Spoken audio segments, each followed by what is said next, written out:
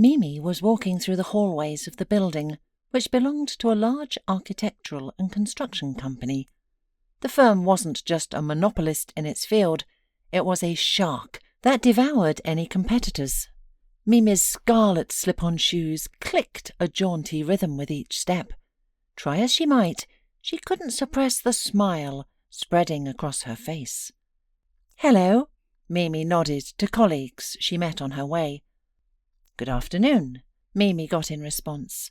"Happy New Year!"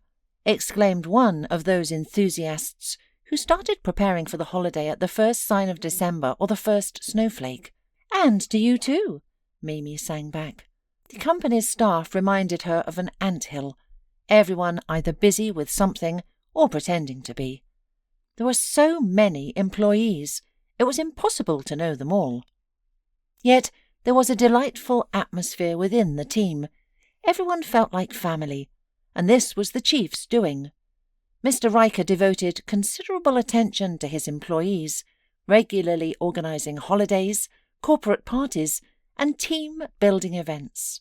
Mimi hadn't participated in any events yet, having joined the company only 3 months ago in the advertising department. That's why she was especially looking forward to the New Year's corporate world. Word had it, these celebrations were always spectacular. This year, Mr. Riker had rented the city's finest restaurant and organised a masquerade ball. Mimi had already chosen her dress and mask. However, her fiancé, James Donnet, wasn't particularly thrilled about this development. He had initially objected. "Mimi, this is simply unprofessional, unethical. How can we work in the same company?" "What do you mean, how?" Mimi had snorted mockingly. "You've kept me waiting for 3 years.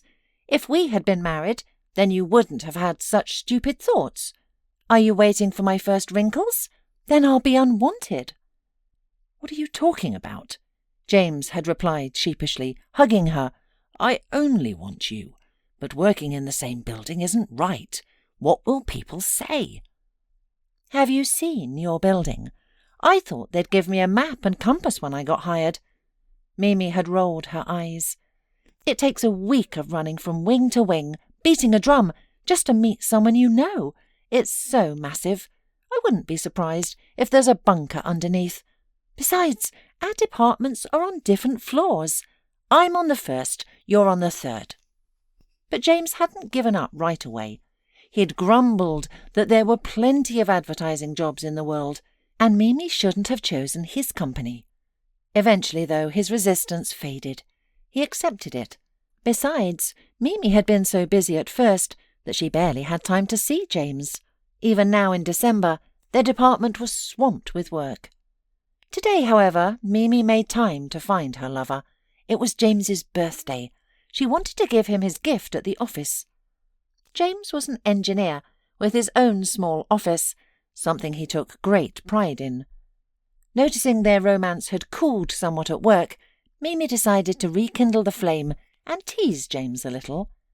Yesterday she'd had her hair cut and coloured, exactly as she wanted, though she'd paid the hairdresser handsomely, only to barely notice any difference in the mirror. Her manicure was fresh too, decorated with December-inspired snowflakes. But what really made Mimi smile slyly was what lay beneath her formal suit, a luxurious set of lace lingerie she'd received from James for her birthday. She'd never had the chance to wear it before. Mimi felt like a movie heroine as she anticipated James's reaction. No, she wasn't planning anything too adventurous in his office. She wasn't that bold. She planned to give him his gift, then playfully open her jacket to tell him she'd be waiting at a hotel that evening. She'd already booked a room and ordered champagne on ice.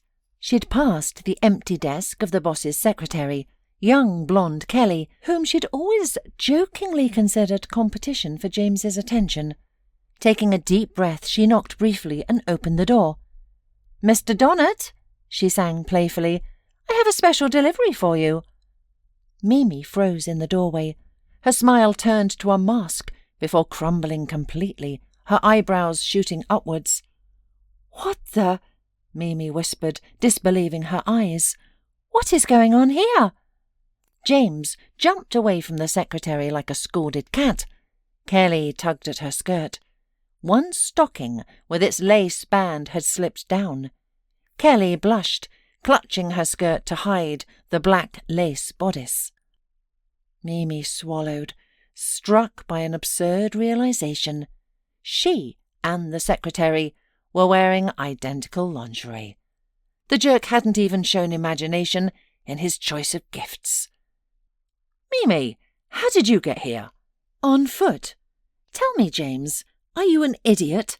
You didn't even lock the door. Who cheats like that?" Mimi snapped, slamming the office door behind her. The man stood dumbfounded. Kelly blinked her huge eyelashes ridiculously like a doll. Mimi had a simple reason to close the door before anyone saw those ugly scenes. Being betrayed was one thing, but having it become office gossip was another. She didn't want to face pitying looks and become the subject of workplace drama. "Mimi," James called out, fixing his hair and taking a step toward her. "Let's talk calmly, okay?"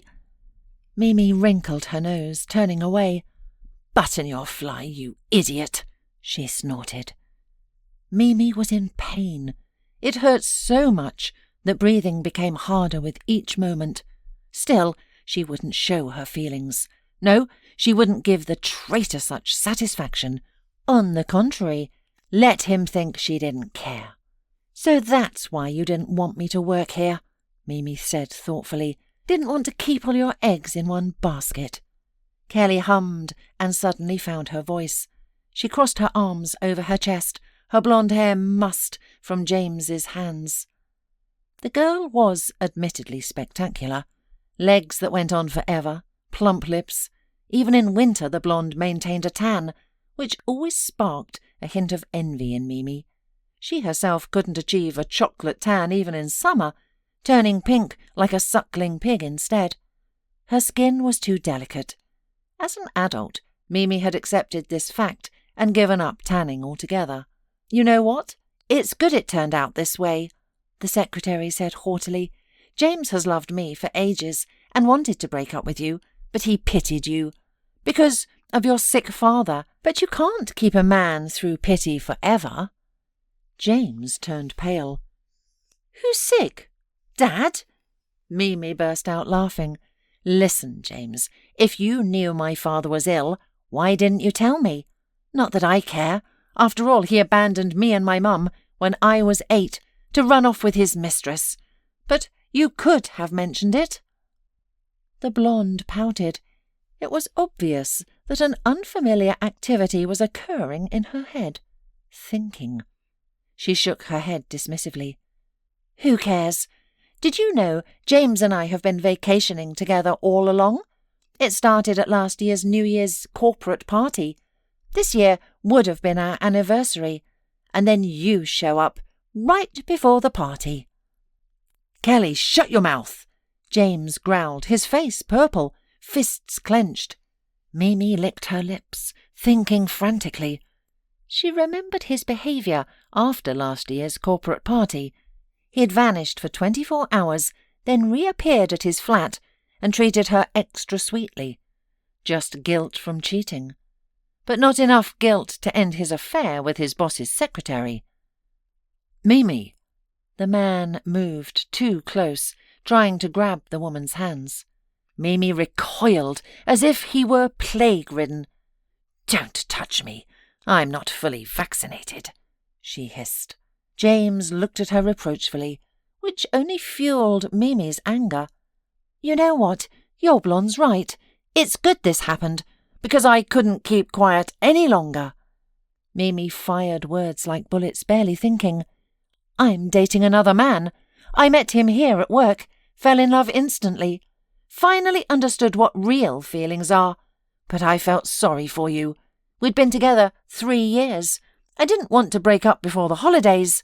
I'm not completely heartless." James's face contorted. He looked like a child whose favourite toy had been snatched away. "You're lying!" he shrieked. "Who else would you want but me?" Mimi raised an eyebrow. "Well, apparently someone does." "You couldn't have found anyone," James argued, sensing deception. "Did you think you were irreplaceable?" Mimi gave a sad smile. "I pity you, James. It's hard falling from heaven to earth, but you're a mediocre fiancé. Besides, didn't you notice something was wrong? I've been avoiding you for 3 months. Couldn't even look you in the eye." Mimi was lying. She'd just been busy with work. But James took the bait, remembering how she'd cancelled dates, claiming work meetings. However, the ex-fiancé didn't give up easily. "So, you found someone new?" He narrowed his eyes. "Fine. You'll bring him to the New Year's party, right? He works here, doesn't he? That's what you said." Mimi looked away, embarrassed. Oh no, her tongue let her down. She'd blurted out the first thing that came to mind, and now she'd have to deal with it. "Do I need to prove anything to you?" Mimi stepped backward. "You said yourself that workplace relationships are trendy. I won't parade my feelings around just to spite you." "Our company's quite open to romance. We're one big happy family." James grinned, studying Mimi's face. "So feel free to walk hand in hand with your new fiancé. Nobody will mind." Mimi grew nervous. The man sensed it and smiled wider, regaining his composure. "Mimi," he shook his head. "Stop this nonsense, okay? I can tell you're making this up. Let's talk this through calmly. I care about you, you know? All this physical stuff means nothing. We're adults. We should forgive each other's moments of weakness." Kelly let out an indignant shriek, but James didn't flinch. Mimi, however, got furious. "Moments of weakness," she repeated, savouring the words. She clapped her hands twice, then stepped close to her ex. Standing in heels, she was almost at eye level with James, which bolstered her confidence. "But I have news that might upset you, James. I wasn't lying. Since you're so eager to see who I traded you for without a second thought, I won't come alone. And you two, enjoy yourselves." "Well, how was the date?" Holly asked, noticing her friend. Mimi gave her a frown. "I have only one word for you. Adultery," she muttered. Holly shrieked and spewed out questions. "What? With whom? He?" Then, noticing other people's interested looks, she grabbed her colleague by the elbow and dragged her away. "Come on, you need a smoke." "But I don't smoke," Mimi frowned. "Then you'll smoke passively next to me. Here, I haven't had a drink yet. Take a coffee. I understand that now you'd be happier with something stronger, but we have what we have." She shoved the drink into her friend's hands. Mimi nodded gratefully and took a big sip. The coffee was very milky and sweet. Usually, Mimi preferred strong drinks, but she had no choice. "Tell me everything about it," her friend demanded, flicking the lighter. Mimi briefly explained her predicament. "Now I have to find a boyfriend for the corporate party." Mimi groaned in despair, squirming in the winter wind. The young women had run out of the building without jackets. "Well, that's not much of a problem. We have plenty of men. We're a construction company," Holly consoled her, inhaling from her cigarette and letting a cloud of smoke drift into the air. Holly's cigarettes smelled of cherries and sometimes chocolate. Mimi was against such bad habits. Life was already fragile, with enough things trying to kill you. She wouldn't deliberately poison herself every day. But now Mimi's hands itched to hold a cigarette and smoke, gracefully like in the movies. She imagined a thin cigarette between her fingers and the smell of cherry tobacco giving her confidence. "Oh, do you want me to lend you my Sam for the corporate party?" Holly brightened. "What?" Mimi burst out laughing, almost choking on another sip of sweet cappuccino. "Your fiancé?" "Why not? He's handsome. Put him in a jacket and he looks like Johnny Depp before he married Amber Heard. And your James and my Sam have never crossed paths." Holly nodded. Mimi smiled wider, tilting her head. "Holly, you're a miracle. You're even ready to share my fiancé." Mimi wiped away a tear of laughter. Her heart filled with warmth. Holly was a marketer and the first person who had taken newcomer Mimi under her wing and never let go. A rumble came from the backyard. Mimi and Holly flinched at the sound. A truck pulled into the warehouse. The loaders bustled like ants, dragging boxes from the truck into the building. One box slipped. "Careful, lads," called a young man, deftly jumping out from the van to the ground. Mimi froze. The tall brunette looked gorgeous, even in his dirty blue overalls, the kind that looked like children's clothes. He wore an unbuttoned work jacket over them. His thick black hair was dishevelled. His eyes were bright blue, like sapphires. His jawline was sharp, his cheekbones well defined, a face that made an impression. The loader's shoulders were broad, his work having clearly developed his muscles. Mimi's imagination took flight.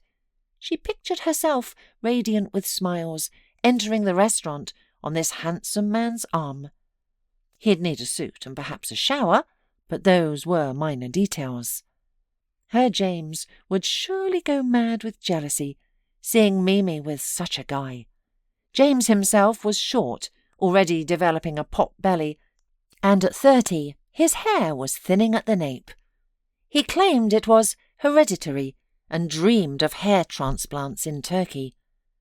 Following her friend's gaze, Holly smiled, catching Mimi's thoughts. "Found yourself a date for the night? He's quite something, like he stepped out of a designer jeans ad and landed here. Think he'll agree to the adventure?" Mimi licked her lips, considering how to entice him. The thought of lacy lingerie beneath her jacket crossed her mind, but she quickly dismissed the shameful idea. "William, will we get a bonus? We're working like Santa's elves here," one worker called to the brunette. The brunette smiled as he helped lower a crate, handling it effortlessly. "I see," he nodded. "There's plenty of work since all the clients decided to use their budgets, so let's smile and keep at it, guys." The men laughed and continued working. Mimi, shivering like an aspen leaf and turning blue from cold, kept watching her target. The man worked steadily, pushing carts and moving loads. When the other took a smoke break, the brunette, unfortunately for Mimi, kept working energetically. But she couldn't wait any longer. She risked turning into an ice statue or ending up in hospital instead of at the masquerade ball. "Wish me luck," she mumbled and strode toward the loader. There was just one problem. Her shoes weren't made for snowy paths and had no grip. As Mimi neared her goal, her foot hit a snow-covered puddle. "Ouch!" Mimi cried, throwing up her hands. "Oh, I wish it wouldn't be a fracture," flashed through her mind as she imagined coordinating her dress with a cast. But she never hit the ground. Strong, steady hands caught her. The woman opened one eye, then the other. Her heart did a sweet flip. She found herself in the brunette's arms. "Are you all right?" he asked, still holding her. Mimi, blushing, leaned on his firm forearms and steadied herself. "Yes, thanks to you," she smiled coquettishly, or at least she hoped she looked coquettish. Her chattering teeth made it look more like signs of a stroke. "You should be more careful," the man advised, and turned to return to his abandoned cart. But Mimi, quick as a cheetah, grabbed his elbow. "Actually," she blurted, "actually I came to see you." The brunette turned around again, looking intrigued. Mimi swallowed, tucked her honey-red hair behind her ears, then pulled it out again. "Look, my proposal will seem strange, but please listen and help me if you can." "Will this be a long conversation?" asked the man, studying the petite girl thoughtfully. Mimi blinked nervously. "Well, I know you're busy. I'll try to keep it brief," she rambled. The brunette's smile softened his sharp features. "That's not what I meant. You're shaking. It's painful to watch."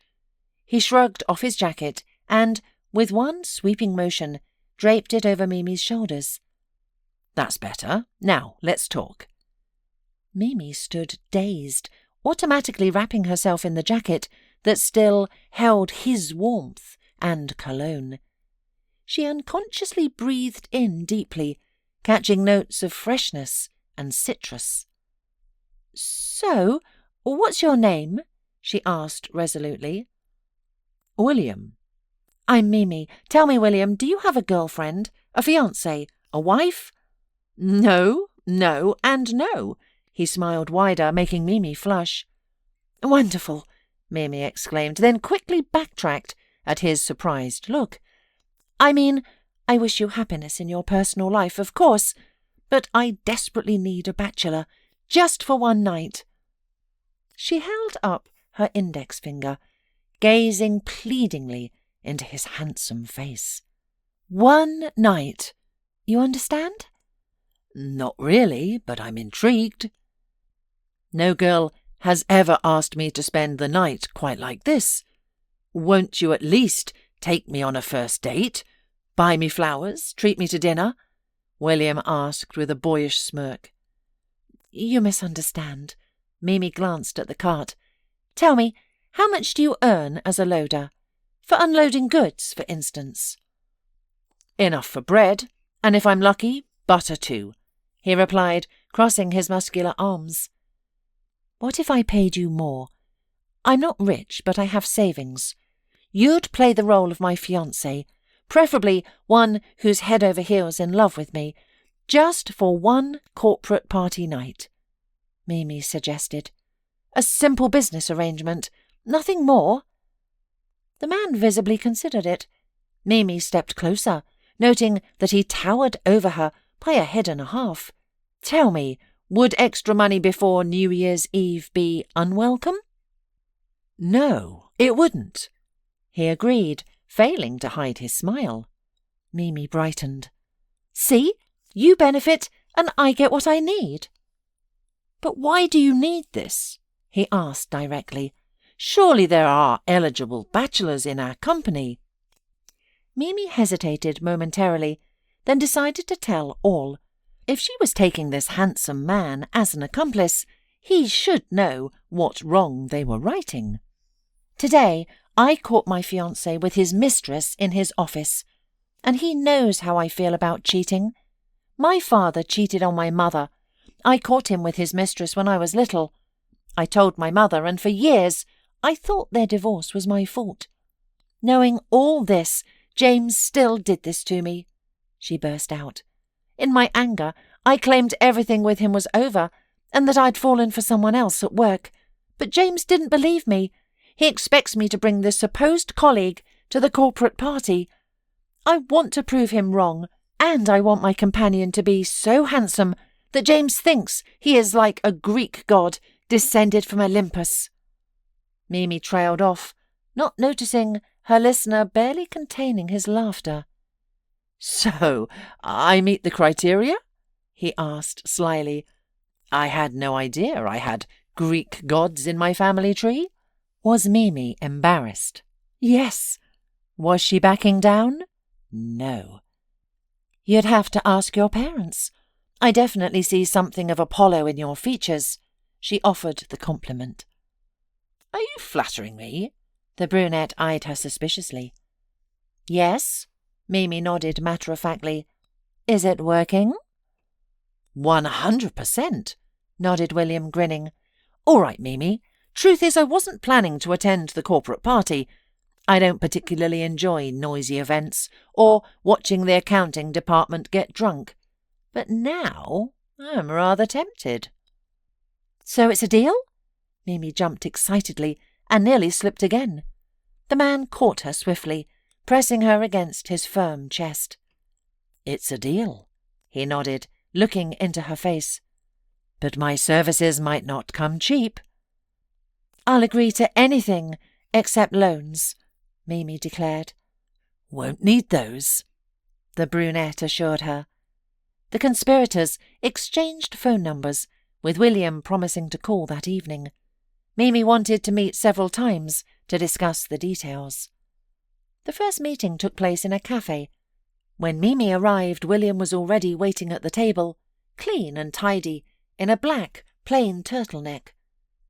"We don't have much time," said Mimi, sitting across from him. "We have our whole life ahead of us," William replied philosophically, and signalled the waitress. "I haven't ordered. I don't know what my fiancé likes. My deepest apologies." "That's precisely what I wanted to discuss," Mimi began, placing a thick folder on the table. "Here, I've compiled information about myself, and about us too. I want you to learn the history of our fake romance. How we met, how we hid our feelings." William choked on his tea. "Oh, will there be an exam? Are cheat sheets allowed?" Mimi frowned. "Can you be serious? You want to earn money, right?" "I really do," nodded the man, taking the folder. To her surprise, William pushed the folder aside. "Let's do it another way. You want to play it straight, don't you? So let's just pretend we're having an affair. Tonight is our first date, and I'd like to get to know you better." Mimi looked into his bottomless blue eyes and was stunned. She had to pull herself together and remind herself that everything happening was a farce, one she would pay for out of her own pocket. However, the more Mimi and William met, the harder it became to convince her heart that there was nothing here for her. William's company made her head spin. He was gallant, cheerful, and sincere. He told Mimi about himself, though he preferred not to mention his family. "I work as a loader when the company has too many deliveries," he confessed as they walked around the city after dinner. "I have another job, but it's boring. When I was a kid, I dreamed of being a captain. Then I climbed on a ship at the playground. You know, those iron ones they used to have in courtyards. I fell off and broke my leg. I even saw the bone. That's when I decided I didn't want to be the new Magellan. I'm fine on land." William lifted his trouser leg, showing the scar that had turned white with time. Mimi responded by showing him her battle wounds. "Here on the knee, look." Mimi rolled up her trouser leg. "I got this scar crossing a river, jumping on rocks in my grandmother's village. The rocks were slippery, and I fell and hit myself. And this one I got falling on glass while jumping from garages." "You like to jump?" The man shook his head. Passers-by looked curiously, some with disapproval, at the couple showing off their legs to each other. But the man and woman seemed oblivious to others around them. "I dreamed of becoming a figure skater when I was a child, but we couldn't afford skates then. And after my dad left, my mum had little time for me," Mimi remembered thoughtfully, watching the snowflakes. "I never learned to skate." William cast a thoughtful glance at her and smiled. Their next date was at the ice rink, on the shopping centre's roof. Mimi kept falling down, taking William with her, but it didn't hurt. It was pure fun. After several delightful evenings together came the night of the corporate party. William picked Mimi up in a luxury foreign car. "You look astonishing," William said, opening the door for her. The woman hopped into the leather interior and giggled, shaking off her legs. "It's all the mask. Cover half your face and you instantly become more handsome," she joked.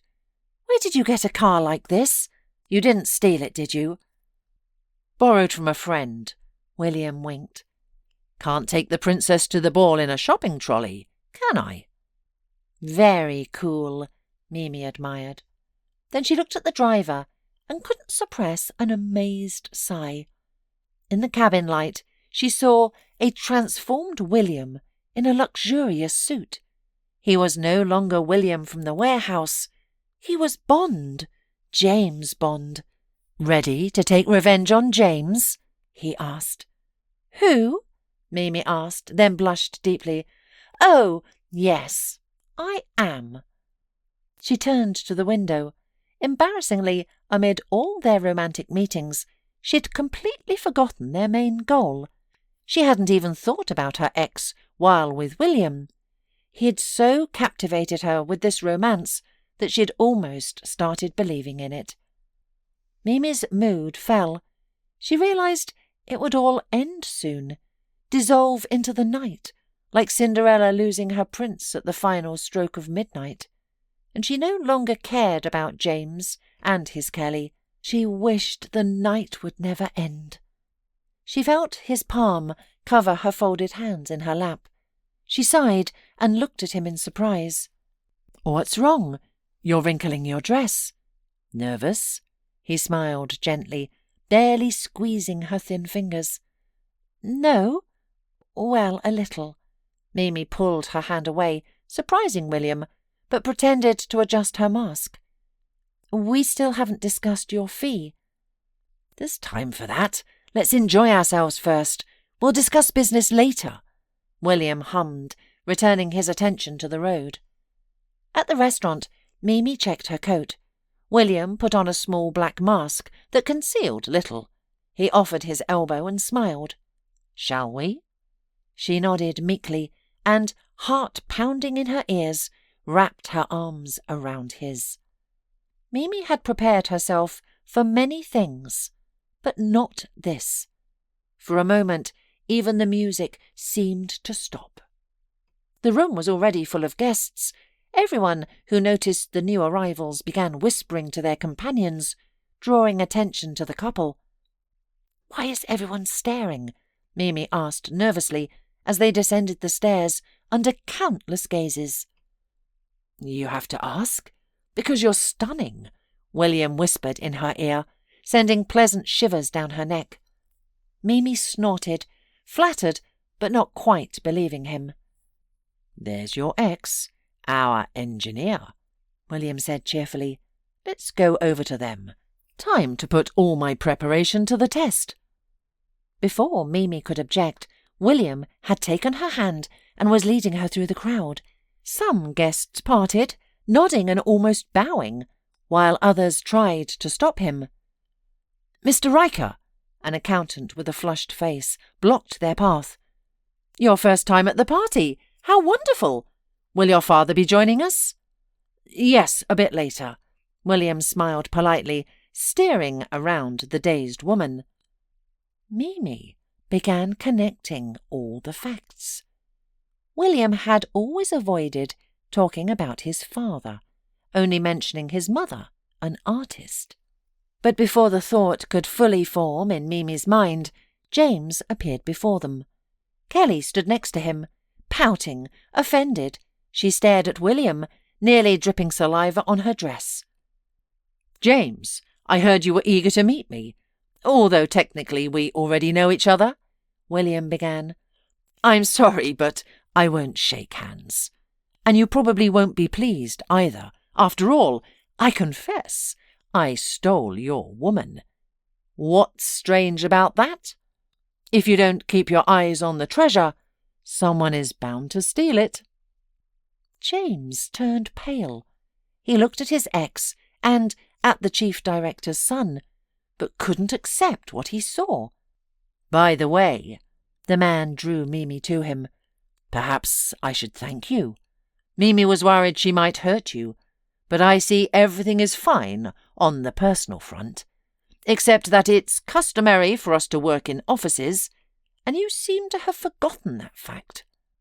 "Mr. Riker," the man was sweating, "you've got it all wrong." "I think I got it right. Well, I'm sorry to spoil your party, but the matter is urgent. I'd like to leave all the bad things of the year behind, you know?" "What are you talking about?" The man was frightened. "You're overstepping your authority. It's just that you've been using your office like a cheap hotel room for dates. I've learned you requested money for additional expenses, but it wasn't used for its intended purpose. I hope on Monday you'll account for every penny. If not, Then please leave our company." He nodded at Kelly. "And take everything with you." "But, Mr. Riker—" "My father knows everything," William hissed, "and I will soon take over his duties. You don't need to congratulate me on my promotion. I'll do without."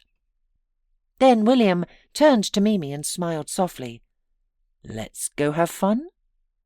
Mimi nodded, casting a fleeting glance at James in farewell. Nothing in her chest twitched. No gloating, no pity, nothing.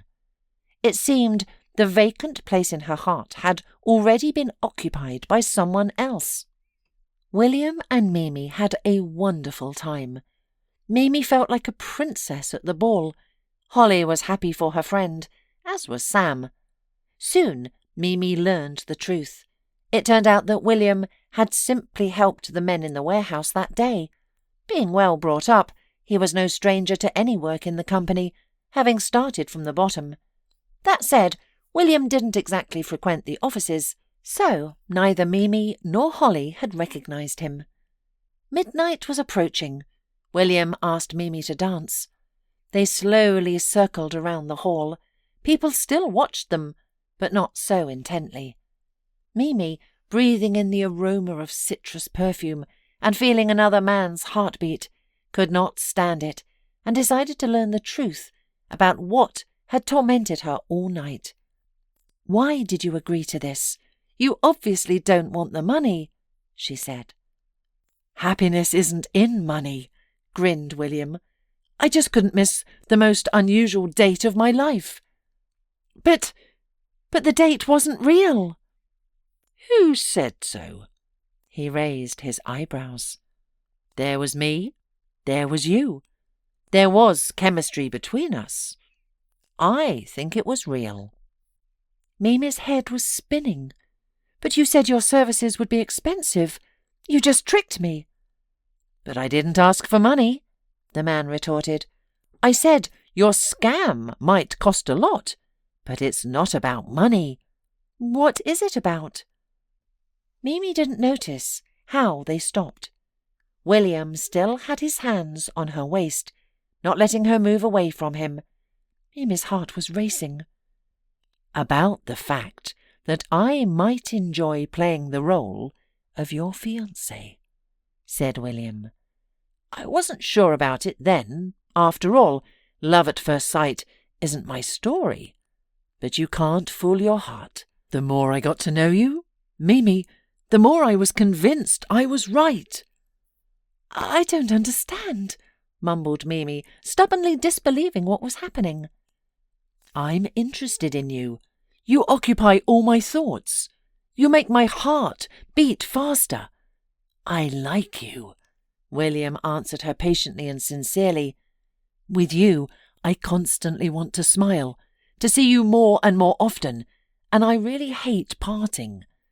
I think I've fallen in love with you. So, now you're going to have to pay for your prank for a long time.